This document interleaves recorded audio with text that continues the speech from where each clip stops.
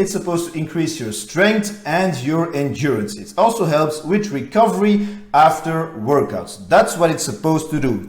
That sounds like pretty nice benefits for a super popular over-the-counter supplement backed by a ton of scientific research.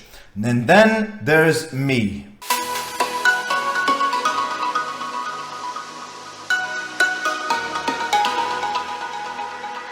What's up folks, it's Uranus, we're in Brussels, welcome to another video.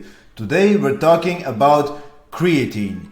Creatine is simply the most researched and the most popular sports supplement ever created. Now I've been lifting for pretty much 9 years now, and for 6 out of those 9 years I was supplementing religiously every single day with creatine. And then I stopped. So I will tell you exactly what the pros are, what the cons are of creatine, and why I will never take creatine ever again in my life, not even in a pre-workout. Alright, let's get to it, c'est parti. I still remember the very first time I took a scoop of creatine and I put it on my scale. I actually felt like I was doing something illegal, like cocaine or anything else. When I started working out, guys looking like this would actually tell me in the gym that they were taking BCAAs and creatine. So I was thinking, oh, that's hardcore. My naive rookie ass actually thought those were the supplements that got this guy that big. It must be the creatine. So I spent hours researching creatine, because we all have that friend telling you that something is bad for your freaking kidneys. So creatine is actually naturally present in all of us and can be found in small amounts in food like red meat. It plays a crucial role in supplying energy to your muscles during exercise, especially short bursts of intensive effort. It's supposed to increase your ATP regeneration. That's the energy that is directly available to your muscles to use during intensive exercises like lifting a heavy ass dumbbell over your head. Creatine is also supposed to increase your intramuscle water levels. It draws water into your muscles, which increases its volume and its fullness a little bit. By increasing your ATP availability and drawing a bit more hydration into your muscles, it's supposed to increase your strength and your endurance. It also helps with recovery after workouts. That's what it's supposed to do. That sounds like pretty nice benefits for a super popular over-the-counter supplement backed by a ton of scientific research.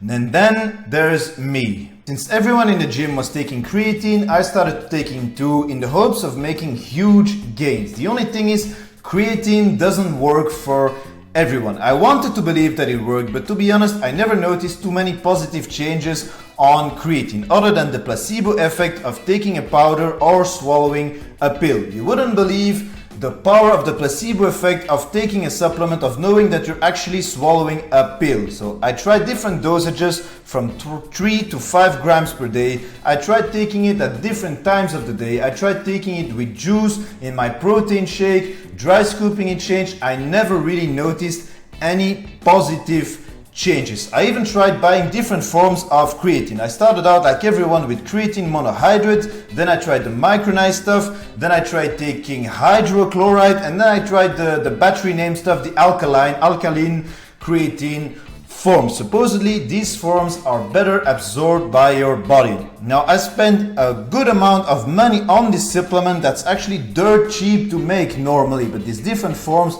are actually quite expensive. So I spent a good amount of money, and what did I get out of it? It gave me bloating, it gave me water retention, it completely fucked up with my digestive system. I would often have very bad painful cramps from it. That was a little bit better afterwards when I was taking the hydrochloride form, but the monohydrate gave me really bad cramps. I was gassy as hell. Like I remember at the office I was going to the bathroom multiple times per day just to fart for a couple of minutes, and then I was going back to my desk. All of that without seeing any difference in strength gains. Yet I kept taking it over and over again until the day I was diagnosed with IBS, irritable bowel syndrome. I have angry bowels sometimes. I think my girlfriend still remembers an episode in Mexico last year where life was literally exiting my body, and I had a flight to take that day. I'm not going to go into too many details, but we're a year later and I can still not smell a freaking taco. Anyway, back to the creatine. It turns out I never absorbed the creatine properly. For me, taking that shit would always result in really bad constipation. I never really understood people that get diarrhea from taking creatine, because for me it was the exact opposite. Even when I was drinking 4 or 5 liters of water per day, it didn't matter. But I kept reading everywhere that creatine is the best for gaining size and strength in the gym. We're talking about over-the-counter supplements, right? So I kept taking it every fucking day until one point where I had cramps that were basically so bad that it felt like somebody was stabbing me with a knife in the guts. Like I literally couldn't move anymore, and I had to hold my breath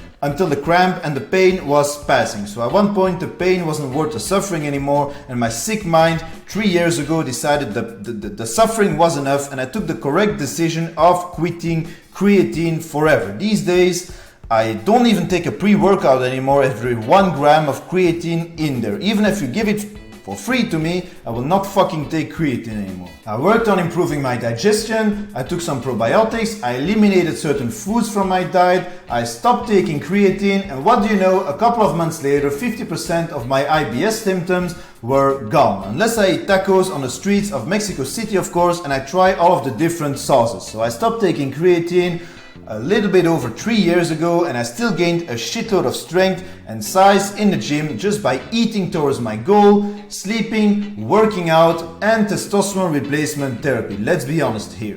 The supplement industry wants you to believe that creatine and supplements like that will make you huge, like it says on the box, and like the fancy people you actually see on the box, but it's not always the case. Don't get me wrong, creatine is backed by science, but keep your expectations realistic and know that it doesn't work for everyone. Oh, and if you have angry bowels, stay the hell away from creatine.